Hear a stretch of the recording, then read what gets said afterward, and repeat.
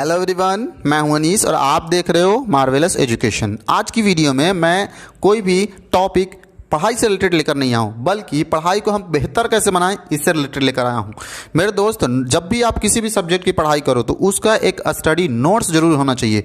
पर सबसे बड़ा समस्या है कि सर जी मैं उस नोट्स को बनाऊं कैसे, उस नोट्स के अंदर क्या चीज़ें लिखूं, स्कूल वाले सर का या कोचिंग वाले सर का लिखना मुझे मेरे लिए बेहतर होगा। ऐसे सारे सवालों का जवाब मैं इस वीडियो में लास्ट तक दे दूंगा। तो चलो ज़्यादा टाइम वेस्ट ना करते हुए स्टार्ट कर देता हूँ आज का ये वीडियो।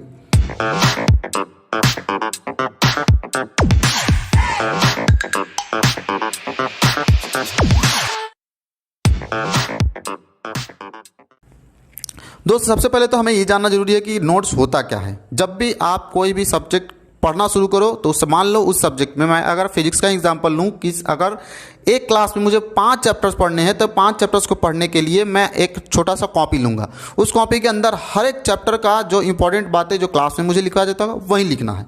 अब कुछ लोग होते हैं कलाकार आदमी, बोलते हैं कि सर जी तो अच्छा मेरे नहीं पढ़ा रहे, मैं घर से पढ़ूंगा, घुट से पढ़ के और सर से भी अच्छा नोट्स मैं खुद से बनाऊंगा। तो मेरे दोस्त, ये गलती बिल्कुल नहीं करना है, क्योंकि सर जो होते हैं काफ़ी दिनों से वो एक ही टॉपिक को बार बार वो पढ़ा रहे होते हैं। आप पहली बार पढ़ोगे, आपको बहुत ज़्यादा हर एक पॉइंट के ऊपर कवर करने का एक्सपीरियंस आपको नहीं होगा।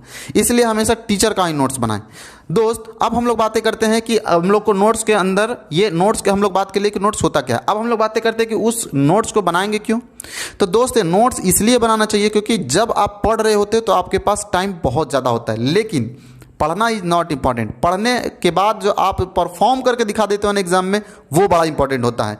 वो एग्जाम में परफॉर्म करने से पहले हमारे पास टाइम बहुत कम होता है। पूरे चैप्टर्स जो हमने साल भर पढ़ रखे हैं ना, साल भर या 6 महीने तक पढ़ रखे हैं ना, उनको कम से कम समय में हम लोग को रिवाइज करना होता है। कम समय में रिवाइज करने के लिए हम सारे बुक्स को फिर से कंटिन्यू नहीं कर सकते। इसलिए उस वक्त हमारे पास एक शॉर्ट में लिखा ऐसा चीज़ होना चाहिए, कलेक्शन, जो कि हमको जल्दी से चीज़ें पूरा रिमाइंड करा दे। इसलिए हमारे पास क्या होना चाहिए, एक प्रॉपर नोट्स होना चाहिए। नोट्स के अंदर अब सर जी क्या क्या चीज़ें डालूं कि मेरे लिए रिवाइज करने में बड़ा आसानी हो जाए और अच्छे से मैं पढ़ूँ उसको। तो देखो, नोट्स के अंदर क्या करना है, उसका कंटेंट जो होता है ना वो बहुत बेहतर होना चाहिए। उसके लिए सोर्स क्या होगा, पहला तो टीचर से आप ले सकते हो कि अपना टीचर जितने क्लास में लिखवा रहे हैं उनकी बातों को लिखो। बीच बीच में हर एक टॉपिक के बाद आप थोड़ा गैप छोड़ दो, ताकि मान लो कहीं बुक पढ़ रहे हो, पढ़ने के बाद मुझे कोई इंपॉर्टेंट पॉइंट अच्छा दिखा कि सर भूल गए हो, सर ने स्लिप कर दिया, उसने नहीं लिखवा है, तो वो अपने से ऐड कर लो वहाँ पे, अगर तुम्हें अच्छा लगता है तो। उसके बाद से क्या करना है कि उसमें कुछ हमें बुक के अंदर जब भी आप लिखो नोट्स के अंदर, तो नोट्स के अंदर कुछ फॉर्मूले होते हैं। उन फॉर्मूलों कैसे लिखना है, बॉक्स के अंदर। जैसे देखो, वेलोसिटी का मैंने ऐसे लिख रखा है, डिस्प्लेसमेंट बाय टाइम। होता क्या है ना, मैक्सिमम टाइम हम सिर्फ फॉर्मूलों को ही भूला करते हैं, तो फॉर्मूला आप जल्दी से नज़र उसके ऊपर चला जाएगा अगर वो बॉक्स के अंदर होगा तो बॉक्स के अंदर लिखा करो। अगली बात, अब उसमें फिगर्स और डायग्राम्स बहुत ज़्यादा इंक्लूड किया करो। बहुत ज़्यादा थियरी नहीं, लंबा लंबा लिख दे, फिर तो तुम्हारा बुक बन जाएगा। बुक और नोट्स में अंतर क्या रह जाएगा।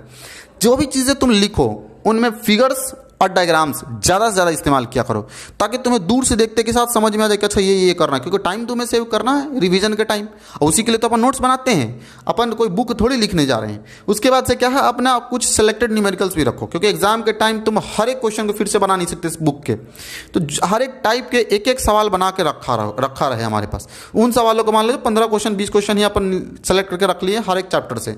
उन चैप्टर्स के 15-20 क्वेश्चन ही मुझे हर एक टॉपिक रिवाइज करवा दे, ऐसा होना चाहिए वो सेलेक्टेड न्यूमेरिकल्स या सेलेक्टेड क्वेश्चंस।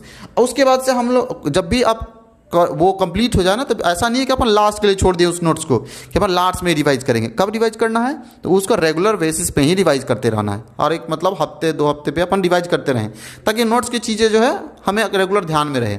इसके बाद से क्या, हमें कंटेंट के हर एक पेज पे, मतलब चैप्टर का हर एक चैप्टर के एक पहले पेज पे हमें रखना है कंटेंट पेज, जिसके अंदर ये पता है कि उसके अंदर कौन कौन से टॉपिक्स हमें पढ़ने हैं, जिससे स्पीड में तुम चीज़ें रिवाइज कर सको।